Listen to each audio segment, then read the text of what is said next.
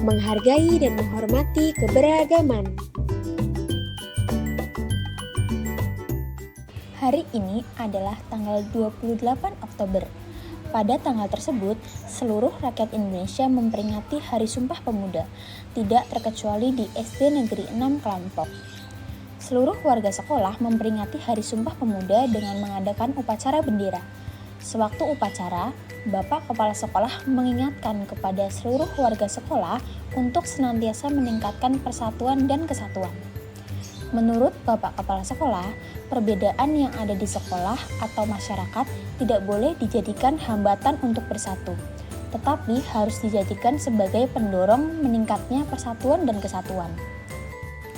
Selesai melaksanakan upacara, seluruh peserta didik masuk ke kelasnya masing-masing untuk melaksanakan proses pembelajaran seperti biasanya. Seluruh peserta didik kelas 4 sudah berada di ruang kelasnya. Tidak lama kemudian, Bu Salsa masuk ke kelas. Assalamualaikum, selamat pagi anak-anak. Hari ini Ibu akan mengajak seluruh peserta didik belajar mata pelajaran pendidikan Pancasila. Anak-anak, tadi kita telah melaksanakan upacara memperingati Hari Sumpah Pemuda. Bapak Kepala Sekolah menyampaikan kepada kita bahwa kita harus senantiasa meningkatkan persatuan dan kesatuan. Kebetulan pada pertemuan kali ini, Ibu akan mengajak kalian untuk membahas keberagaman sosial dan budaya yang ada di Indonesia. Pernahkah kalian memperhatikan orang-orang di sekitar tempat tinggal kalian berasal dari daerah mana saja? Pernah, Bu. Bagus. Lalu bagaimana menyikapi keberagaman yang ada di sekitar kita? Saya, Bu. Kita harus bersikap terbuka terhadap keberagaman dan menerima perbedaan yang ada di sekitar kita, karena akan melahirkan sikap saling menghargai dan menghormati, serta menjaga persatuan dan kesatuan dalam keberagaman sosial dan budaya. Jawaban yang bagus, Tika. Kita harus bersikap menghargai dan menghormati terhadap keberagaman yang ada di sekitar kita. Kalimat tersebut menggambarkan keadaan masyarakat Kerajaan Majapahit yang beraneka ragam.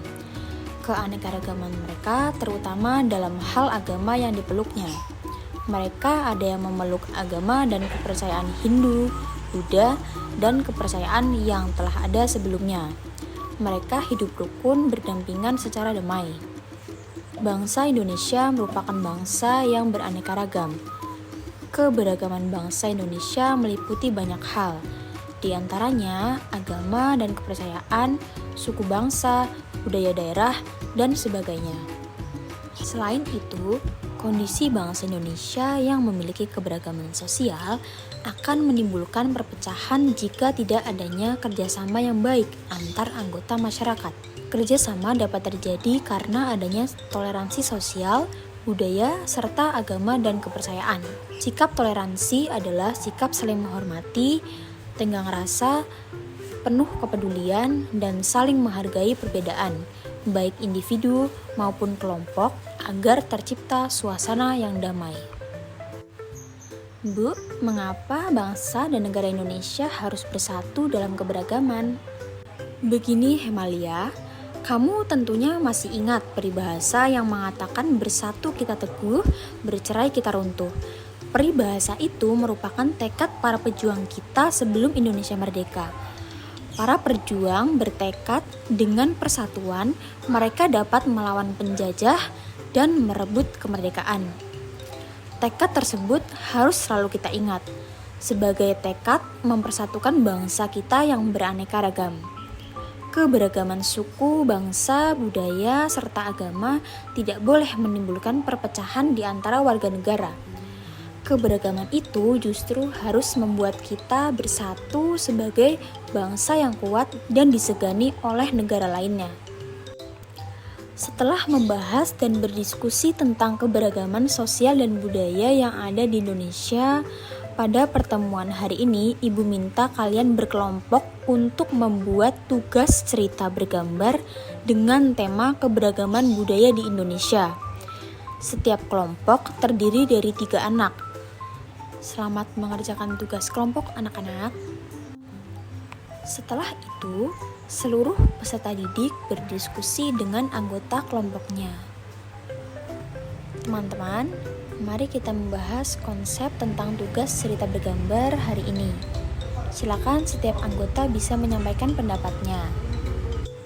Aku punya ide, bagaimana kalau cerita bergambar ini menceritakan tentang sekelompok anak dari berbagai latar belakang budaya, agama, dan kemampuan yang berbeda-beda. Mereka belajar menghargai perbedaan dan bekerja sama untuk mencapai tujuan bersama. Wah, ide yang bagus, Hemalia. Aku setuju dengan pendapat kamu. Dan aku pikir itu akan efektif jika menjadi konsep cerita bergambar untuk kelompok kita. Aku tidak setuju. Aku pikir pendapatku lebih benar dan efektif untuk menyelesaikan tugas ini. Menurutku, kita hanya fokus kepada latar belakang budayanya saja. Tapi Made, kita harus menghargai perbedaan pendapat. Bukankah itu termasuk bentuk sikap toleransi yang kita pelajari hari ini?